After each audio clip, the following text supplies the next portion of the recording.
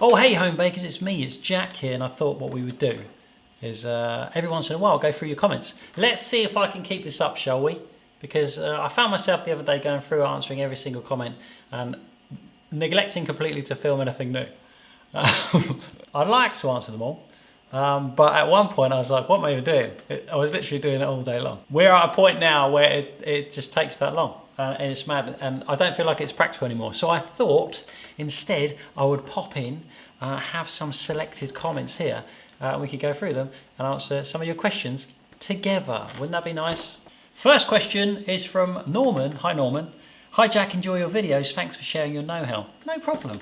Can you recommend a recipe for some nice light sub buns? Thanks. Yes, I kind of. I went through a phase of making sub rolls pretty much exclusively for a long time.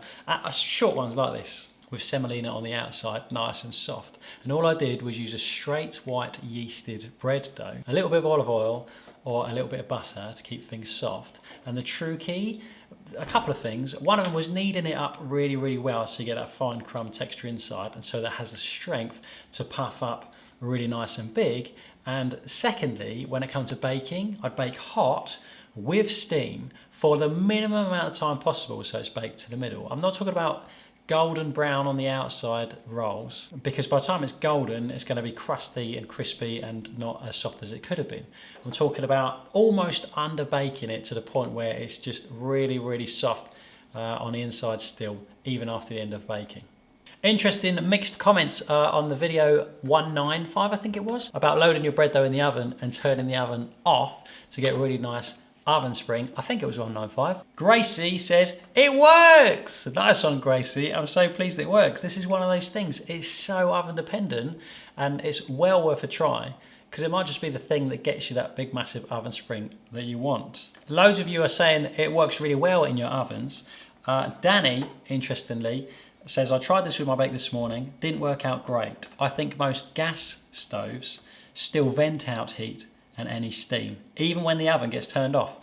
Quite right, probably. I don't have a gas oven to play with, but when I have used them, they do have a big gap, normally in the door, and all the steam escapes, all the heat escapes. Maybe too much stuff is escaping in the gas oven, and maybe it doesn't work that well inside that environment.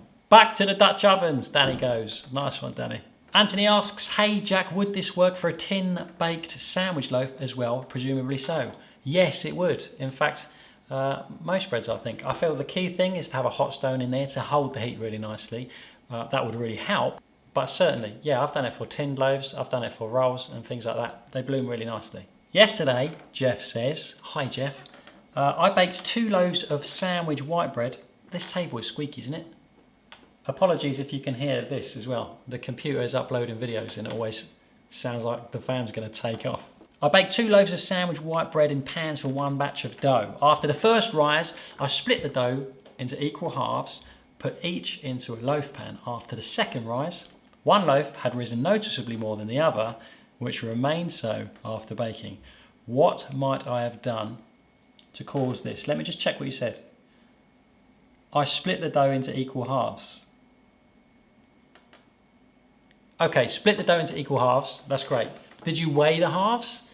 This is where it comes down to it. If you did it by eye, that's probably the reason why, because one is slightly more than the other. But if you weighed them exactly, I guess the reasons could be, if they're in exactly the same tins, maybe there's inconsistency in shaping here, in the pre-shape and the shaping stage.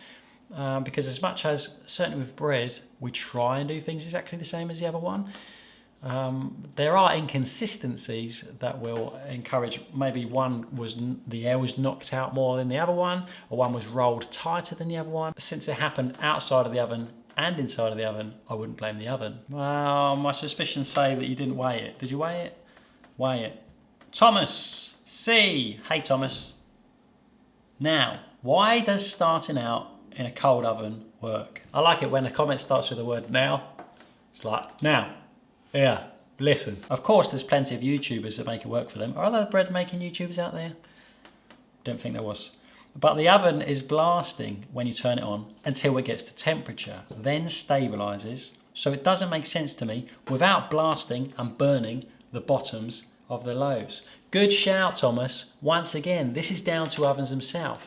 I have tried baking in a cold oven. What I mean by that is putting the bread dough into a cold oven and then turning it on. Here in this oven, everything's fine. I feel like there are 2 points what could cause a problem here. One is when you have elements on the top that go on, bang, really red hot to scorch the top. And the other one, like you say here, scorching the underneath via the same principle, some element or some heat source underneath. This is totally dependent on your oven. The real true answer is for you to try it. And that is, let's face it, that is the essence of most of the things we talk about on here, is just try it. Did I turn that mic on? Yeah, thank God for that. Try it and get to know your oven. This is a big deal and something I'll probably talk about another time. Get to know your oven, because they are all different. They all work in different ways, and you'll understand what might work here in my oven might not work so well in my oven at home. All these things to be played with. Yeah, it might blast the top of your loaf, but what's the worst that can happen? Now you've just made a loaf of bread and it's slightly scorched on the top, and you've learned a massive lesson, which is a massive win. Kendrick says, I've read about this before, going back to 195, but I've never tried it. So I heated up the oven and Dutch oven, okay, whacked in my loaf, turned off the oven for 10 minutes, turned on the oven and baked as normal, but reduced the bake time by 5 minutes. Bam! Best spring I've ever had in 4 years of sourdough baking. Thanks, Jack. I'm stoked. Hey, you're welcome. But hey, credit goes to you, not me, because you tried it and you did it.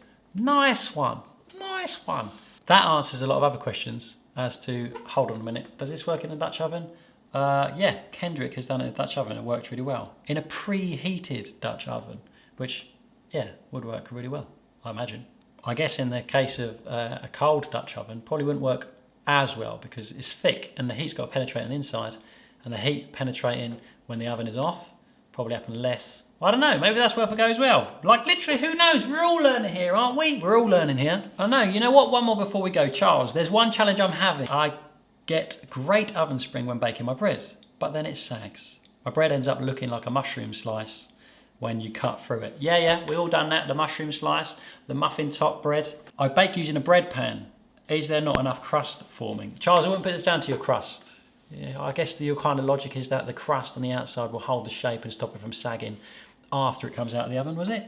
I guess it's after it comes out of the oven because that's when it's cooling down. Here's what I think is going on here. Maybe you're proving it up too big. What I mean by that is that structure gets delicate the bigger it gets, yeah? More and more delicate. If your bread puffs up too big, then the structure becomes too weak for the amount of air inside. In the oven, will go up even further, even bigger, and then as it comes out, things starts to cool down. The structure is like, hold on a minute here. Yeah, no, we're not strong enough for this. And then starts to kind of sag or sag over the edges, or, you know, this kind of underwhelming kind of loss of volume that you had previously. My guess is bake it a little bit earlier. Bake it a little bit, put it into the oven a little bit earlier than you previously done, and hopefully it won't reach that point where things are getting too delicate on the inside to hold all that weight and air. Does that make sense?